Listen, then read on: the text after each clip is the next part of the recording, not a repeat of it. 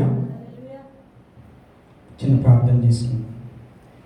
మహోన్నతుడా, మహాగణుడా, అద్వితీయుడా, సత్యవంతుడా, సర్వాధికారి, నీ పరిశుద్ధమైన పాదములకు వందనాలు, స్తుతులు, స్తోత్రములు చెల్లిస్తున్నాను తండ్రి. గడిచిన కాలం అంతా కాపాడి ఇదిగో ప్రభువా, ఈ సాయంత్రకాల సమయం, రాత్రికాల సమయంలో నీ సన్నిధిలో ప్రభువా నీతో గడపటకు మీరు ఇచ్చిన అవకాశాన్ని బట్టి నీకు వందనాలు, స్తోత్రాలు చెల్లిస్తున్నాను.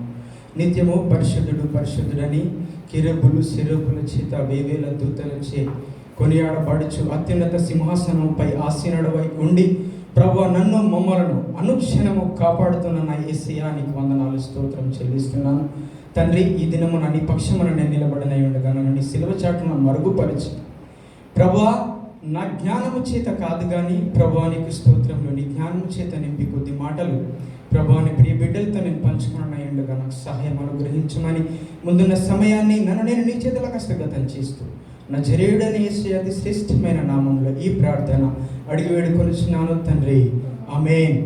హల్లెలూయా, హల్లెలూయా. ప్రభు అయిన యేసుక్రీస్తు నామములో కూడి వచ్చినటువంటి సహోదరి సహోదరులందరికీ సాయంత్రకాల సభలో శుభాభివందనాలు తెలియజేస్తున్నాను. అదేవిధంగా పాస్టర్ నుంచి రెవరెండ్గా అభిషేకించబడిన అయ్య గారికి నా ప్రత్యేకమైన వందనాలు. Congratulations sir and all the best. ఇంకా బాధ్యతలు ఎక్కువ పెరిగినాయి, అందరిని బట్టి స్తోత్రం. అయితే చిన్న సాక్ష్యము, సమయం కూడా చాలా తక్కువ ఉంది, త్వరగా నేను ముగించడానికి ప్రయత్నం చేస్తాను. నన్ను నేను పరిచయం చేసుకోవడానికి అవకాశం ఇప్పుడు దొరకలేదు. నా పేరు కనకరాజ్ అండి, మాది తెలంగాణ రాష్ట్రము, కరీంనగర్ డిస్టిక్. నా తల్లి తండ్రిని ప్రేమించి వారికి 4 సంతానము. నాకు 2 అక్కలు, 1 చెల్లి, మొత్తం మేము 4 అందరము దేవునిలో ఉన్నాము. అయితే మా పెద్దక్క ద్వారా మా కుటుంబం రక్షించబడ్డది. నేను పుట్టుకతోనే క్రైస్తవాన్ని కాదు, మధ్యలో దాదాపు నా పెళ్లి కంటే ముందు 2012-13 సంవత్సరంలో యేసుక్రీస్తుని ఎరిగాను. అంతకంటే ముందు ప్రభు అంటే నాకు ఇంత అసహ్యం, అంటే చాలా అసహ్యం, క్రైస్తవులు అంటేనే అసహ్యం నాకు. అలాంటి స్థితిలో నుంచి మా పెద్దక్క ద్వారా మా కుటుంబము అందరం రక్షించబడ్డాము. అయితే మా భార్య పేరు జీవనజ్యోతి. నాకు 2 కుమారులు. పెద్ద బాబు పేరు దయాసాగర్, చిన్న బాబు పేరు కృపాసాగర్. గడిచిన నెల 7వ నెల 6వ తారీఖుకి 2 సంవత్సరాలు వెళ్ళి 3 సంవత్సరాలు పడ్డాయి మా చిన్న కొడుక్కి. దేవుడు ఇప్పటి వరకు తన కృపాహస్తముల కింద మమ్మల్ని, మా కుటుంబాన్ని చాలా జాగ్రత్తగా నడిపిస్తున్నాడు. అందరం భక్తిలోనే కొనసాగుతున్నాము. అయితే ఆ భక్తి ముక్తికి చేరే వరకు మేమందరం కష్టం వచ్చినా, నష్టం వచ్చినా, దుఃఖము, ఏ బాధ ఇబ్బందులు వచ్చినా విశ్వాసములో సడలకుండా ఉండునట్లుగా మా కోసము, మా కుటుంబం కోసము మీరంతా అనుదిన మీ ప్రార్థనలో జ్ఞాపకం చేసుకోవాలని మీ అందరినీ సవినయంగా వేడుకుంటున్నాను. నిజానికి ఇక్కడ నిలబడాలంటే నాకు చాలా భయం అండి. ఈ స్టేజ్ అంటేనే నాకు భయం. ఎందుకు భయం అంటే చెప్తాను, చిన్న విషయం చెప్తాను. నిజంగా ధర్మశాస్త్ర కాలంలో ఉన్నట్టుగా ఒకవేళ ప్రత్యక్ష గుడారాలు ఉండి యాజకుడైనటువంటి మోషే గారు ఆరాధిస్తే మన అయ్యగారు వేసుకుంటారు కదా, పైనుంచి కింది వరకు తెల్లని వస్త్రం, ఏమంటారు దాన్ని? ఏపోదు కదా, ఏపోదు అంటారు. ఏపోదు నడుముకు దట్టి దానికి ఒక చిన్న గంట ఉంటుంది. ప్రధాన యాజకుడు ఆ పరిశుద్ధ స్థలంలోకి ఆ కరుణాపీఠం మీద రక్త ప్రోక్షణ చేయడానికి వెళ్ళినప్పుడు ఆవరణంలో ఉన్నటువంటి ఎవరైతే పరిచర్య చేసే వాళ్ళు ఉంటారో వాళ్ళు ఆ నడుముకున్న దట్టికున్న తాడును పట్టుకొని ఉండేవాళ్ళంట. అప్పుడు యాజకుడు లోపల దేవునికి సేవ చేస్తుండేవాడు. ఒకవేళ గనక యాజకుడు ఏదైనా తప్పు చేసినట్టయితే, లేదంటే ప్రజల పాపముల గురించి అయినను తన పాపముల గురించి అయినను తను పరిహారం చేస్తున్నప్పుడు ఏదైనా మిస్టేక్ జరిగితే ఆ క్షణంలోనే యాజకుడు అక్కడే చనిపోయేవాడు. ఈ నడుముకున్న గంట దేనికి సూచనగా ఉందంటే, లోపల పరిచర్య చేస్తున్నప్పుడు ఆ సౌండ్ అయిందనుకోండి, యాజకుడు ఉన్నాడు ఓకే. ఎందుకంటే అతి పరిశుద్ధ స్థలంలోకి వెళ్ళడానికి ప్రధాన యాజకునికి ఒక్కోనికి తప్ప మిగతా ఎవరికి అధికారం ఇవ్వలేడు దేవుడు ధర్మశాస్త్ర కాలంలో. అయితే అప్పుడు ఆ సౌండ్ని బట్టి బయట ఉన్న వాళ్ళు యాజకుడు ఉన్నాడా లేడా అని చూసుకునేవారు. ఒకవేళ సౌండ్ ఆగిపోతే ఆ తాడుతో బయటికి లాగేవారు. నిజంగా కనుక ఇప్పుడు కనుక ఆ సిచ్యువేషన్ ఉంటే అందరికంటే మొట్టమొదటిగా నేను చనిపోయేవాడిని ఇక్కడ. అలాంటి పాపిని నేను, అంత ఘోరమైనటువంటి పాపిని నేను. దేవుడు తన స్వరక్తం ఇచ్చి ఆ పరిశుద్ధ స్థలానికి అతి పరిశుద్ధ స్థలానికి మధ్యలో ఉన్న తెరను చించి రక్షించాడు, ఇక్కడికి వచ్చాడు, భూమి మీదకి వచ్చాడు కాబట్టి రక్షకుడు. నేను ఈ తప్పు చేసినా, ఒప్పు చేసినా, ఈ సమాజంలో ఎలా నేను బ్రతికినా, ఈ దినమున ఈ స్థలంలో నిలబడగలుగుతున్నాను. అందును బట్టి దేవునికి స్తోత్రం చెల్లిస్తున్నాను. హల్లెలూయా, హల్లెలూయా. నిజానికి వక్తని కాదండి, నేను వక్తని కాదు, పెద్ద ప్రసంగికుని ఏం కాదు, బైబిల్లో జ్ఞానం కూడా ఏమి లేదు నాకు. నేను నేర్చుకున్నటువంటి భక్తిని మాత్రమే మేము ముందుస్తాను. అన్నిటికంటే మిక్కిలి బైబిల్ తర్ఫీదు పొందినటువంటి వ్యక్తిని కూడా మొత్తానికి కాను నేను. అయినను దేవుడు తన కృప చొప్పున ఎన్నుకున్నాడు. అందును బట్టి దేవునికి స్తోత్రము. కొద్ది నిమిషాలు దయచేసి మీరందరూ నా వైపు చూసినట్టయితే మన వాక్యంలోకి వెళ్దాం. నా వైపు చూడాలని ఎందుకన్నానంటే, నాకు చూసినప్పుడు, మీ అందరినీ చూసినప్పుడు ఒక మాట గుర్తొస్తుంది. ఒక మాట అంటారు, గురుముఖస్య విద్యో లభ్యతి అంటారు. ఆ మాట మీకు అందరికి తెలుసు అని నేను అనుకుంటున్నాను. గురుముఖస్య, గురువు యొక్క ముఖమున, విద్యో లభ్యతి, విద్య, విద్య అంటే జ్ఞానము, లభ్యతి దొరుకుతుంది అని. గురుముఖస్య విద్యో లభ్యతి. ఇదేంటి, ఇప్పటిదాకా ఏం రాదు తెలియదు అన్నాడు, గురుముఖస్య విద్యో లభ్యతి అన్నాడు, గురువు ముఖం చూడమంటున్నాడు అని ఆశ్చర్యంగా చూడాల్సిన అవసరం లేదు. మత్తయి సువార్త 23వ అధ్యాయం 10వ వచనం త్వరగా తీసినట్టయితే ముందుకెళ్దాం. హల్లెలూయా. మరియు మీరు గురువులని పిలువబడవద్దు, క్రీస్తు ఒక్కడే గురువు. చాలా గురువు ఎవరంటే క్రీస్తు అండి. నేను గురువుని కాదు, నేను ఇక్కడ నిలబడినంత మాత్రాన గురువుని నేను కాదు. అందుకే ఆ మాట గుర్తు చేశాను, గురుముఖస్య విద్యో లభ్యతి అని. గురువు ఆయన వైపు చూస్తే ఆయన ఏం మాట్లాడుతున్నాడో మనకు అర్థమవుతుంది. చెప్పే వాని వైపు చూస్తే ఏం మాట్లాడుతున్నాడో అర్థం కాదు. ఒక్కొక్కసారి మనకంటే అనుభవంలో చిన్నవాడు కానీ, వయసులో కానీ చిన్నవాడు కానీ ఏదైనా మాట్లాడుతున్నప్పుడు, ఏదైనా చెప్పినప్పుడు మన మనసు అంత ఈజీగా దాన్ని స్వీకరించదు.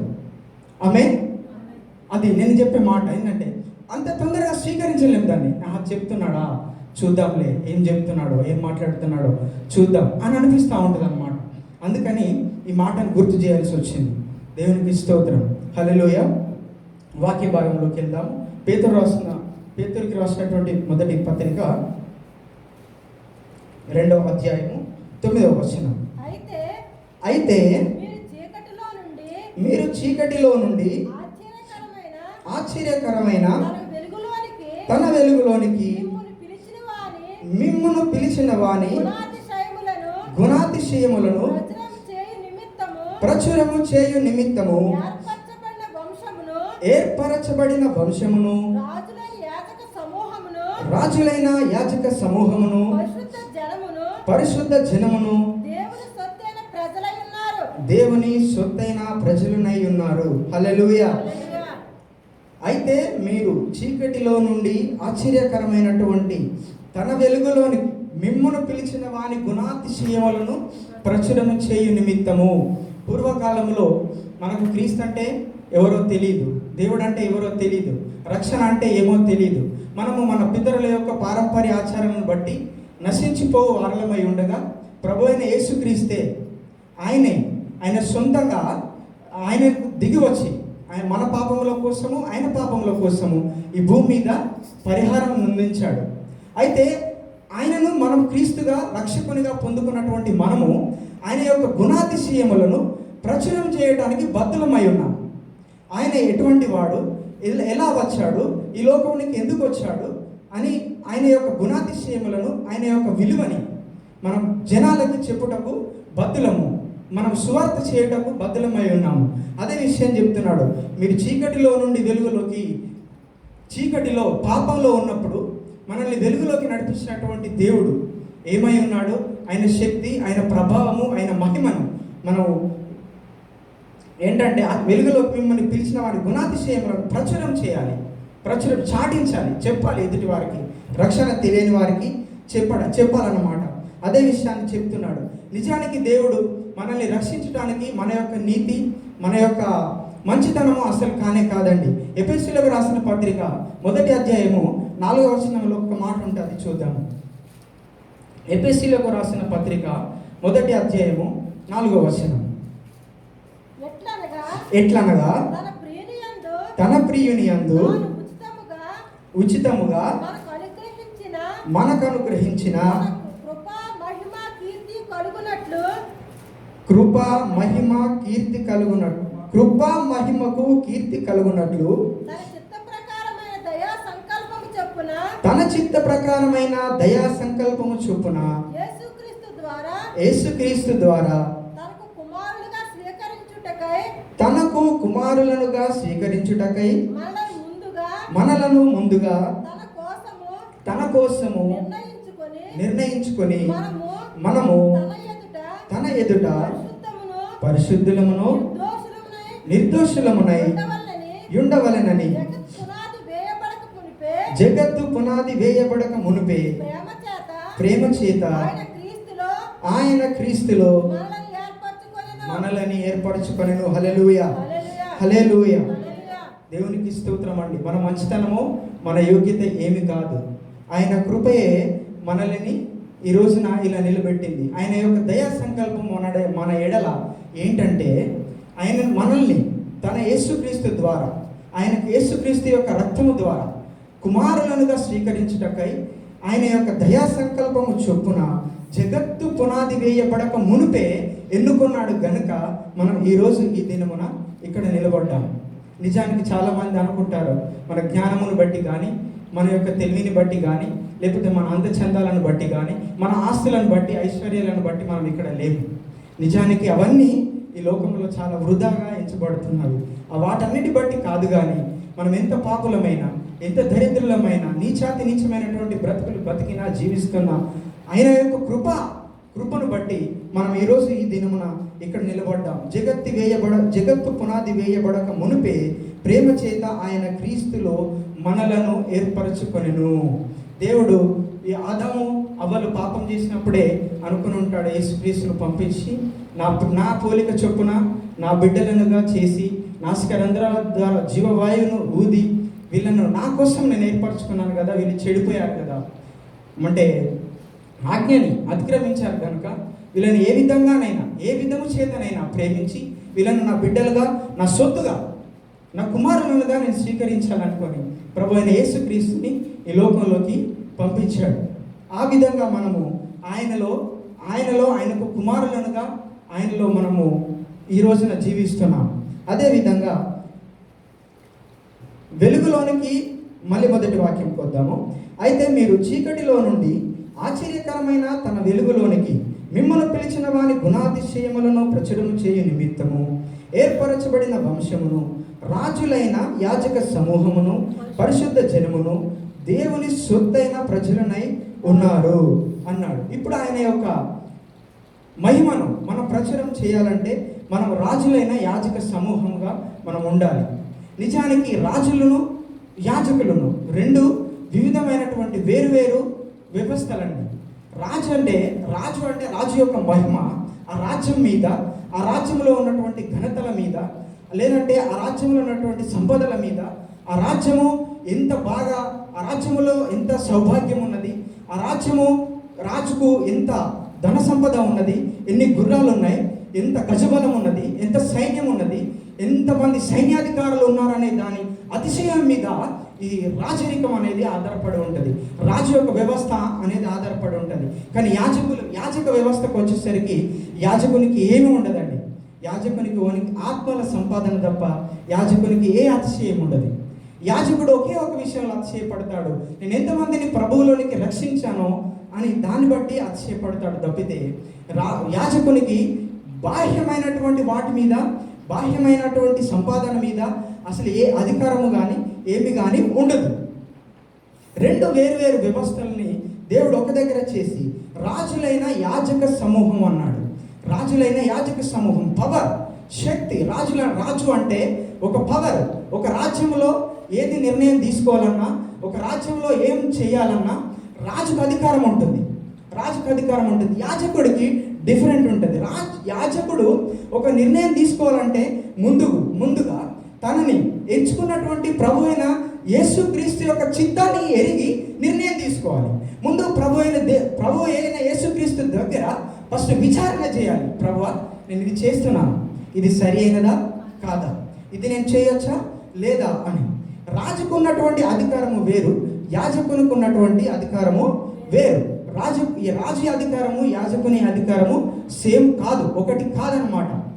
అదేవిధంగా రాజులైనటువంటి యాజక సమూహము పరిశుద్ధ జనముగా ఏర్పాటు చేసుకోవాలనుకున్నటువంటి దేవుడు అయితే పిలిచాడు మనల్ని. ఆయన సొత్తైన ప్రజలుగా ఉన్నారు అన్నాడు. నిజంగా ఆయన సొత్తైన ప్రజలమే. అబ్రహాముకు దేవుడు ఒక వాగ్దానం చేశాడు. ఏంటంటే, నీ యొక్క సంతానంలో నుంచి రాజులని యాజకులని నేను పుట్టిస్తాను, నీ యొక్క సంతానము ఇసుక రేణువుల కంటే లెక్కింప శక్యము కాని జనములనుగా మిమ్మల్ని చేస్తానని వాగ్దానం చేశాడు. అయితే వాగ్దానం చేసినటువంటి దేవుడు ఏం జరిగిందంటే, చిన్న తప్పు వలన వారిని 400 సంవత్సరాలు బానిసత్వంలోకి నెట్టేశాడు. ఐగుప్తులో ఇశ్రాయేలీయులు బానిసత్వంలో ఉన్నప్పుడు వారిని దేవుడు రాజులను యాజకులను గాను చేయాలనుకున్నాడు. ఆ చేయాలనుకున్న ఆ ఉద్దేశం ఏంటంటే, పితరులకు దేవుడిచ్చినటువంటి వాగ్దానం. అబ్రహాము తన దేవునికి ఇచ్చినటువంటి సొత్తు ఏదైతే దశమ భాగాలు ఉన్నాయో, నీతిగా ఎంచబడ్డాదో, నీతిగా దేవుని ఎడల నడుచుకున్నాడో, ఆ నీతిని బట్టి దేవుడు అబ్రహాముకు వాగ్దానం చేశాడు. వాగ్దానం చేసిన దేవుడు ఇప్పుడు బానిసలుగా ఉన్నటువంటి ఇశ్రాయేలీయులని పాలు తేనెలు ప్రవహించు కానాను దేశములకు నడిపించాలని అనుకున్నాడు. అయితే ఆ నడిపించే క్రమంలో ముందు నడిపించాలంటే ఏం చేయాలి? వీళ్ళు బానిసత్వంలో నుంచి విడిపించబడాలి. యాజకులుగా, రాజులుగా వీళ్ళని ఏర్పరచుకోవాలంటే ముందు వీళ్ళు ఏం కావాలంటే బానిసత్వంలో నుంచి విడిపించబడాలి. బానిసత్వంలో నుంచి విడిపించబడాలంటే ముందుగా యాజకుని ఎంచుకున్నాడు. మోషేని ఎంచుకొని వాళ్ళని ఐగుప్తు నుంచి బయటికి తీసుకురావడానికి దేవుడు ప్రయత్నం చేశాడు. అదేవిధంగా దేవుడు ఐగుప్తు నుంచి ఇశ్రాయేలీయులను బయటికి తీసుకురావాలనుకుంటే వాళ్ళు ఏమనుకుంటున్నారంటే, ఆ ఆశలని, వాళ్ళ యొక్క అక్కడ ఐగుప్తులో దొరికినటువంటి సుఖాలని, ఆ అనుభవాలని గుర్తు చేసుకుంటూ అరణ్య ప్రయాణంలో విసుక్కుంటున్నారు. అరణ్య ప్రయాణంలో విసుక్కుంటున్నారు. ఒకసారి చూద్దాం. సంఖ్యాకాండము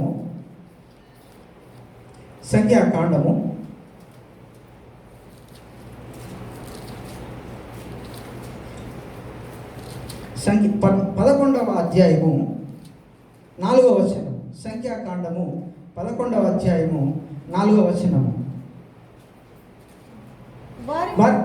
వారి మధ్యనున్న మిశ్రిత జనము మాంసాపేక్ష అధికముగా కనపరచగా ఇశ్రాయేలీయులను మరలా ఏడ్చి, మాకెవరు మాంసం పెట్టుదురు?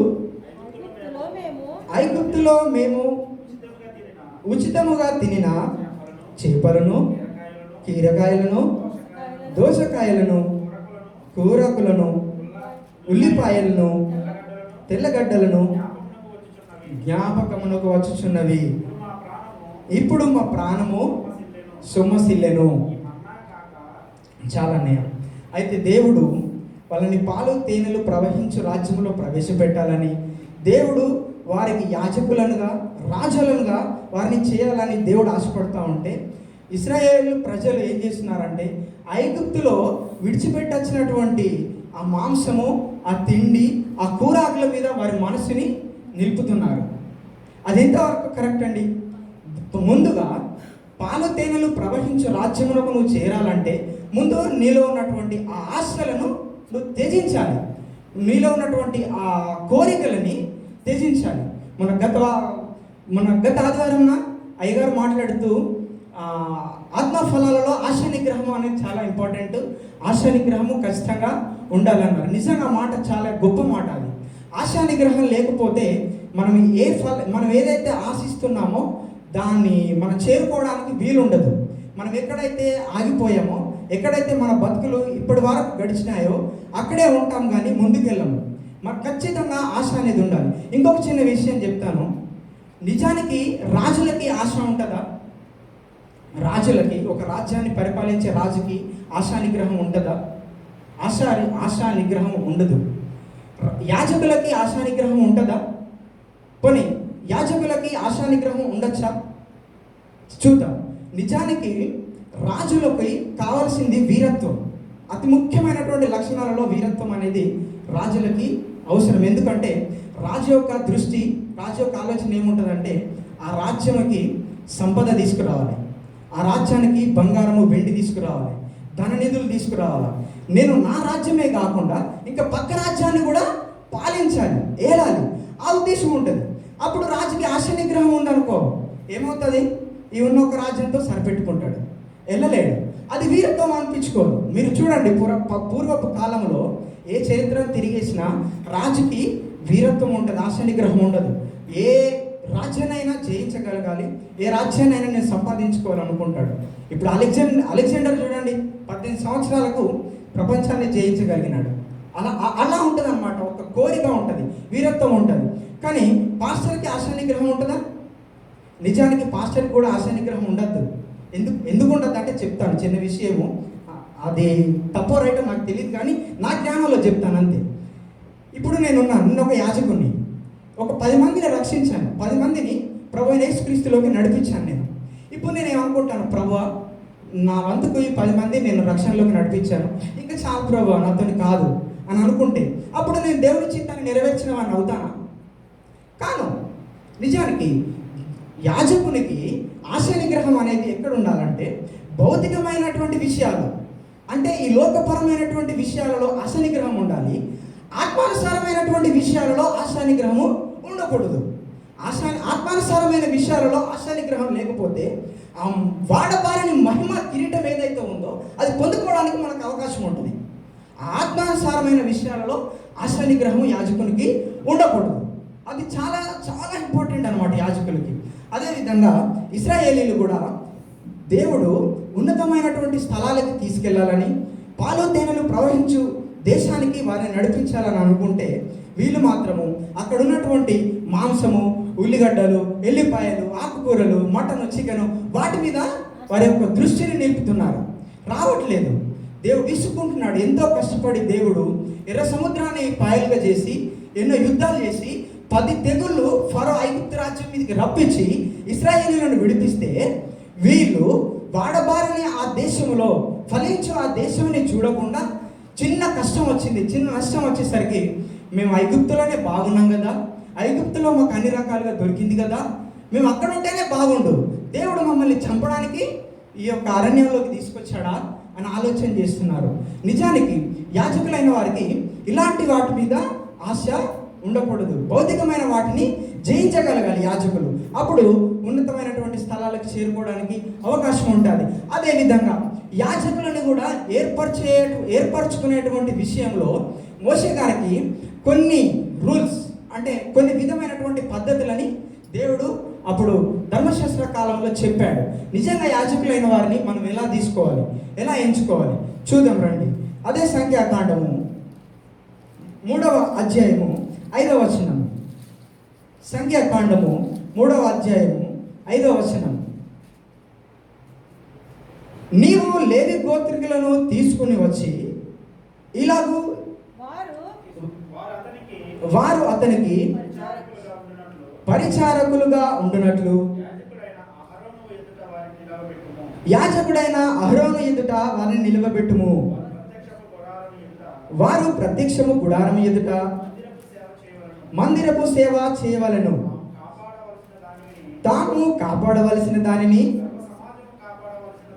సర్వ సమాజము కాపాడవలసిన దానిని వారు కాపాడవలెను. మందిరపు సేవ చేయుటకు ప్రత్యక్ష గుడారపు యొక్క ఉపకరణములన్నిటినీ ఇశ్రాయేలీయులు కాపాడవలసినదంతటిని వారే కాపాడవలెను.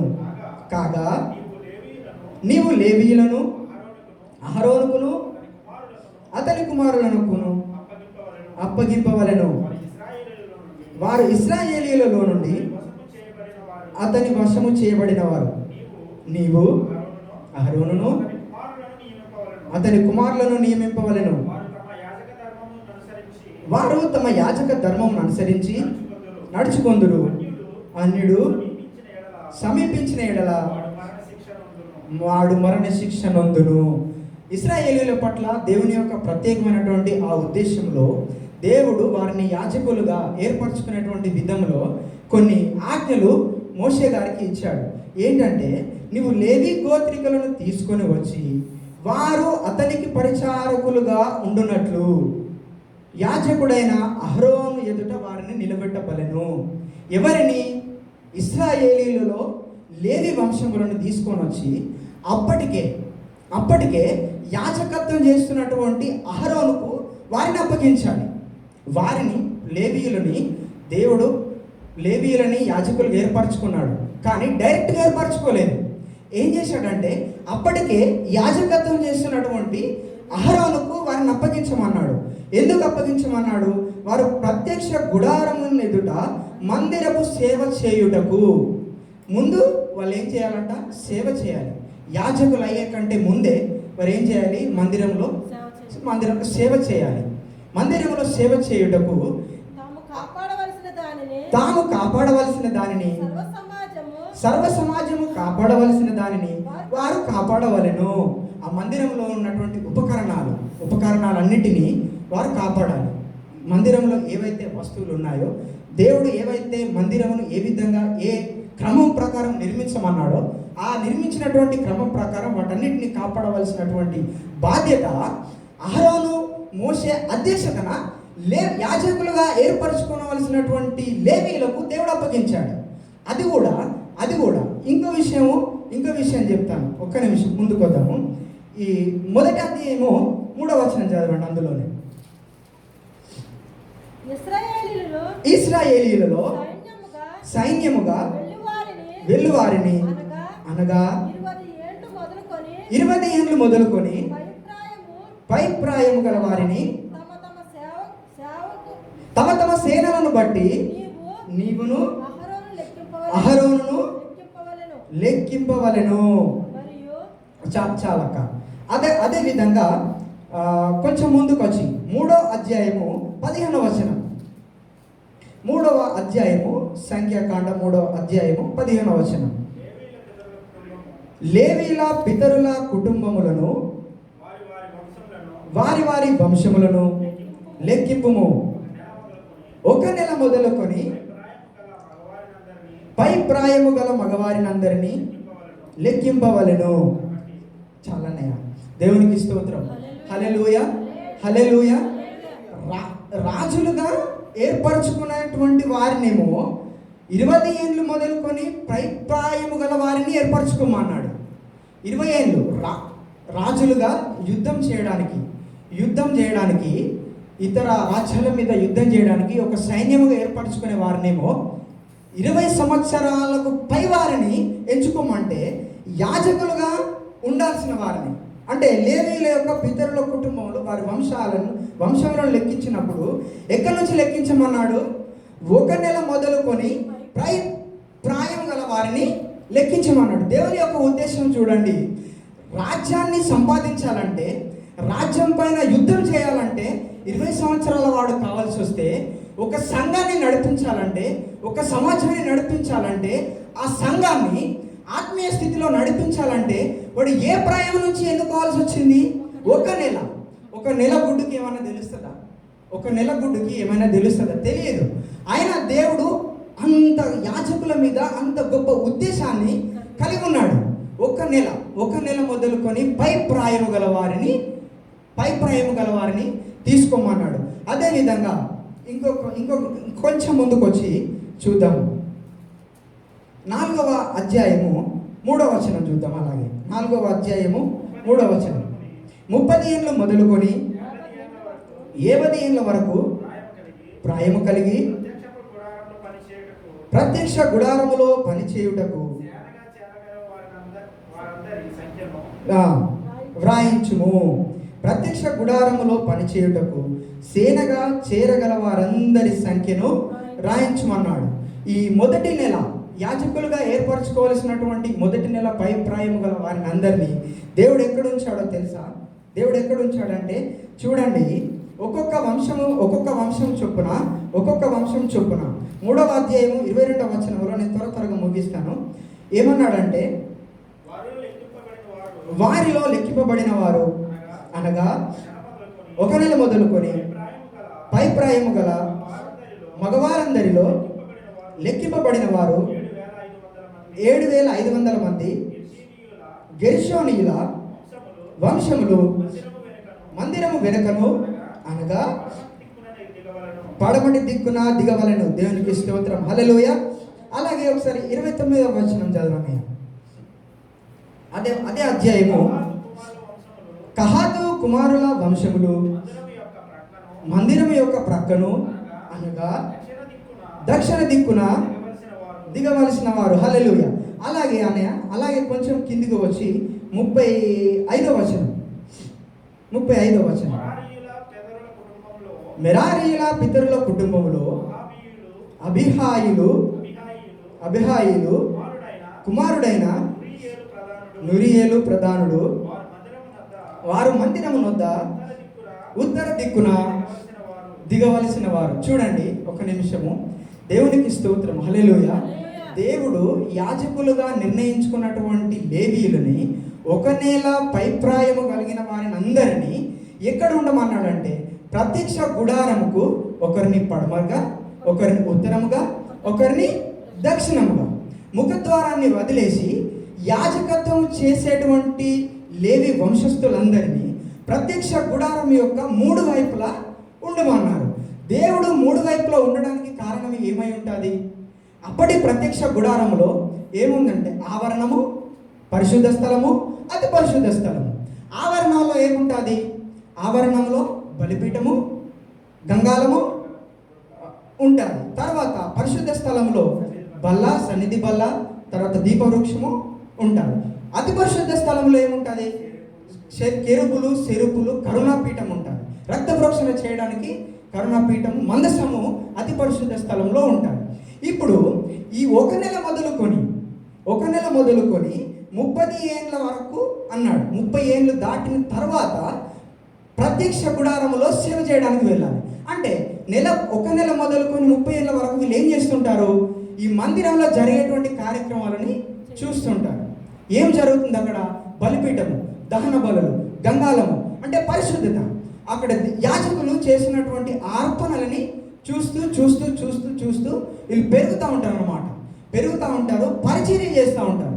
ఒకేసారి అవకాశం వచ్చింది కదా అని రాజులనుగా నిర్ణయించుకున్నట్లు 20 సంవత్సరాలు ఒకేసారి రావడంతోనే టక్మని యాజకత్వాన్ని తీసుకోలేదు. దానికి ఒక క్రమాన్ని ఏర్పరిచి చిన్నప్పటి నుంచే వాళ్ళని కొంచెం యాజకత్వానికి అలవాటు చేశారు.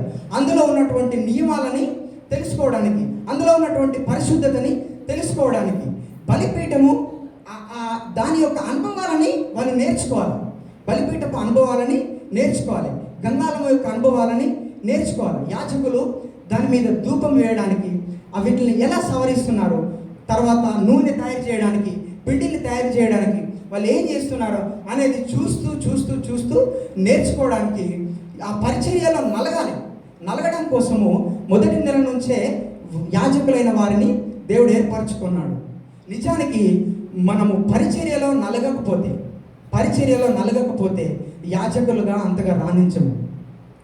అసలు లేవీయులను తయారు చేయడానికి ఎన్నుకున్న దేవుడు నిజానికి మోషేకి శ్రమలను కలిగించలేదా? మోషే అనేకమైనటువంటి శ్రమలను పొందాడు. నిర్గమకాండము 2వ అధ్యాయం 3వ అధ్యాయంలో ఆ వివరణ రాసి ఉంటుంది. నిజానికి మోషే హెబ్రీయుడుగా పుట్టి తర్వాత ఫరో యొక్క ఇంట్లో పెరిగి, ఎందుకంటే హెబ్రీలుగా పుట్టిన మగపిల్లలందరినీ ఫరో రాజు చంపేయమన్నాడు కదా. మరి అలా చంపేయకుండా మోషే రక్షించబడ్డాడు కనుక ఫరో యొక్క ఇంట్లో ఒక రాజుగా పెరిగి అన్ని భోగభాగ్యాలు అనుభవించి ఐగుప్తీయుడు ఇశ్రాయేలీయులలో ఒకరిని చంపినందుకు ఈయన కోపానికి వచ్చి ఆ ఇశ్రాయేలుని చంపేసి ఇసుకలో పాతి పెట్టేసి ఆ రోషాన్ని మొదటి నుంచే కలిగి ఉన్నాడు. ఎందుకంటే ఈయన హెబ్రీ వంశంలో పుట్టాడు. ఆ రోషం ఉంటుంది. మనం అంటాం కదా, ఒరే వీడు సేమ్ వీళ్ళ అమ్మలాగానేరా, సేమ్ వీళ్ళ నాన్నలాగానేరా, అరే వీడికి ముక్కు మీద కోపం ఉందేమరా అంటాము కదా. ఆ విధంగా మొదటి నుంచే ఆయనలో ఆ ఉగ్రత మోసేలో ఉండి ఆ ఐగుప్తీని చంపి పాతి పెట్టేసి తర్వాత అక్కడికి వెళ్ళడము. ఆ ఇత్రో దగ్గర ఎన్ని సంవత్సరాలు? 40 సంవత్సరాలు గొర్రెలను కాస్తూ పెరిగాడు. నిజానికి మోషేను కూడా దేవుడు ఐగుప్తు నుంచి ఇశ్రాయేలును నడిపించే క్రమంలో మోషేను కూడా శ్రమల పాలు చేశాడు, శ్రమలకు అనుభవించాడు. నిజానికి ఆ ఐగుప్తీని చంపిన కోపము ఈ గొర్రెలను కాసినప్పుడు ఉందనుకోండి, గొర్రెలు ఉంటాయి. ఇప్పుడు గొర్రె ఉందనుకోండి, దాదా అంటే వస్తుందా? పోపం అంటే పోతుందా? అటు వెళ్ళకుండా ఆగదు. అదే కోపంలో గొర్రెను కొట్టాడు అనుకోండి, ఏమవుతుంది? గొర్రెలన్నీ చచ్చిపోతాయి. మరి అక్కడికి వెళ్ళి ఎక్కడికి వెళ్ళి ఐగుప్తుని చంపి పారిపోయి వచ్చినటువంటి మోషేకు ఆశ్రయం ఇచ్చినటువంటి మిద్యాను యాజకుడు ఇద్రో ఊరుకుంటాడా? వాళ్ళ మామగారు ఊరుకోడు. ఎక్కడి నుంచో వచ్చినోడిని దగ్గర చేర్చుకొని ఆ పని ఇచ్చి అవకాశం ఇచ్చి ఉంచుకుంటే, నువ్వు ఐగుప్తుని చంపిన కోపంతోనే గొర్రెలని చంపేస్తే ఊరుకుంటాడా? ఊరుకోడు. ఏం చేశాడు? అప్పుడు కొంచెం నలిపాడు మోషేని. నిజంగా మరి ఇశ్రాయేలీయులు వాళ్ళు విసిగించిన విధానాన్ని చూస్తే నిజంగా ముందున్న కోపమే ఉంటే అసలు ఇశ్రాయేలీయులను కూడా చంపేసే అవకాశం ఉన్నది. అలాంటి అవకాశం లేకుండా ముందే కొంత శ్రమ, కొంత నలిపాడు అన్నట్టు మోషేని. ఆ గొర్రెల వెంట తిప్పాడు. అప్పుడు ఏమవుతుంది? దానికి తిరిగి తిరిగి తిరిగి తిరిగి తిరిగి అలసిపోయి, అమ్మయ్య ఈ కద్దాన్ని కొంచెం ఓపిక తెచ్చుకొని సాత్వికము, ఆ దీర్ఘశాంతము పొందుకోవచ్చు అనే ఉద్దేశంలో ఆ విధంగా తిప్పుంటాడని నేను అనుకుంటున్నాను. ఆ విధంగా యాజకులను ఏర్పరచుకున్నటువంటి సమయంలో దేవుడు అంత గొప్ప ప్రణాళికని కలిగి ఉన్నాడు. పరిచర్యలో నలగకుండా, పరిచర్య చేయకుండా, శ్రమలో నలగకుండా, శ్రమలు అనుభవించకుండా యాజకులుగా మనం రావద్దు రాకూడదు అని నేను అన్నను. ఎందుకంటే రావచ్చు, కానీ అది ఎక్కువ రోజులు నిలబడదు. ఎక్కువ రోజులు నిలబడాలంటే ఫస్ట్ మనం శ్రమలు అనుభవించాలి, కష్టాలు అనుభవించాలి. మీరు ఇప్పుడు సంఘానికి వస్తూ ఉంటారు, చాలామంది సంఘానికి వస్తూ ఉంటారు. ఒక్కొక్కరు ఒక్కొక్క విధంగా ఉంటారు. నేను సంఘానికి వచ్చాను. మొట్టమొదటికి వచ్చినప్పుడు నన్ను చూసి ఏమనుకుంటారు? ఒక అబ్బాయి వచ్చాడు అనుకుంటాం. ఆ తర్వాత ఏమనుకుంటారు? పర్వాలేదు, వీడు కొంచెం రెగ్యులర్గానే వస్తున్నాడు అనుకుంటాం. ఆ తర్వాత కొంచెం పర్వాలేదు, వీడు ఏదో పరిచర్య చేస్తున్నాడు అనుకుంటాం. ఆ విధంగా కొంచెం కొంచెం కొంచెం కొంచెం కొంచెం కొంచెంగా ఎదగాలన్నమాట. పరిచర్యలో పరిచర్య చేస్తూ చేస్తూ చేస్తూ చేస్తూ ఎదిగితే ఆ నొప్పి, ఆ దీర్ఘశాంతము, ఆ సాత్వికమైనటువంటి మనస్సుని మనం ధరించుకోవడానికి మనకు అవకాశం ఉంటుంది అన్నమాట. అదేవిధంగా మనము అందరము కూడా మనం ఎక్కడ నేర్చుకోవాల్సిన వరం ఉంటే మోషే కానీ, ఆ లేవీయులు కానీ, దేవుడు నడిపించాలనుకున్నటువంటి లేవీయులు, ఏర్పరచుకోవాలనుకున్నటువంటి లేవీయులు కూడా ఎవరైనా అందరము కానీ ఒక యాజకుని దగ్గర నేర్చుకోవాల్సిన అవసరం ఉంది. ఎవరంటే ఆయననే ప్రధాన యాజకుడు. హెబ్రీ పత్రిక చూద్దాం. హెబ్రీ పత్రిక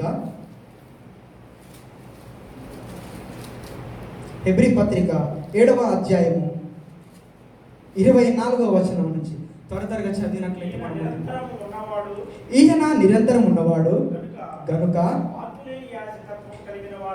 మార్పులేని యాజకత్వము కలిగిన వాడాయను.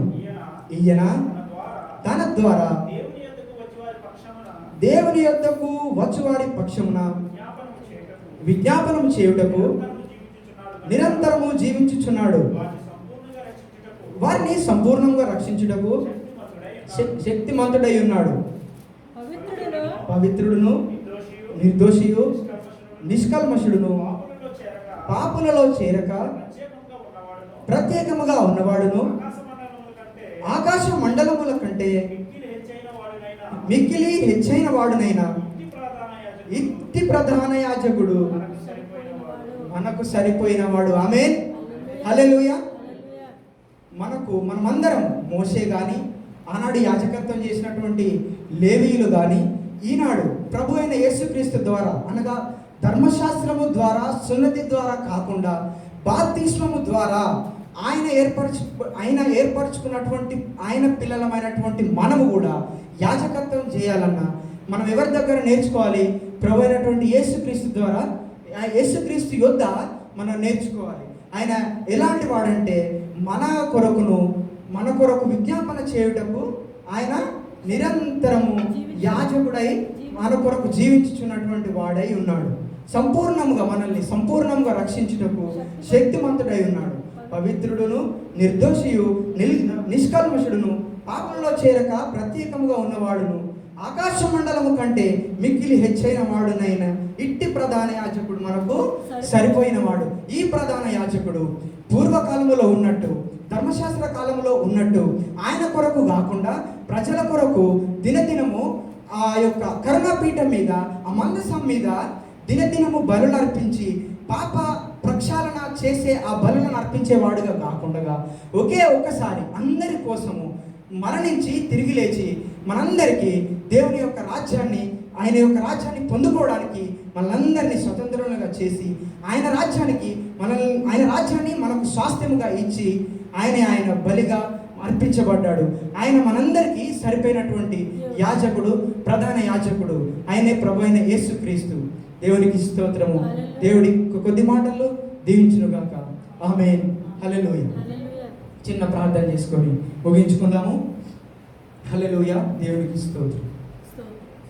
ఏ యోగ్యత లేని నాకింత భాగ్యమా,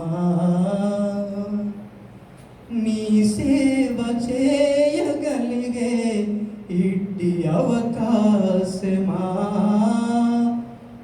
ఏ యోగ్యత లేని నాకింత భాగ్యమా,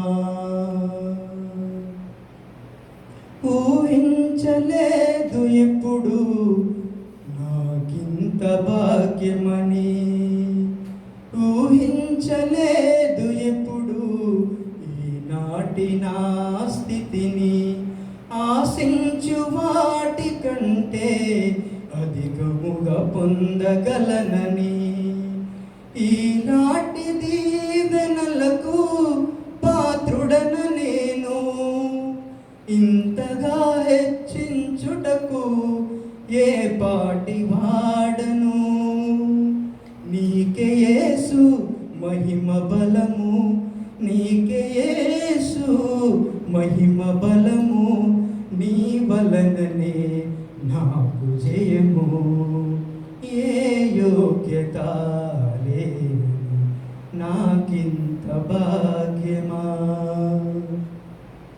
పరిశుద్ధుడా పరిశుద్ధుడా పరిశుద్ధుడా సర్వాధికారి నీ పరిశుద్ధమైన పాదములకు వందనాలు, స్తుతులు, స్తోత్రములు నా యేసయ్య.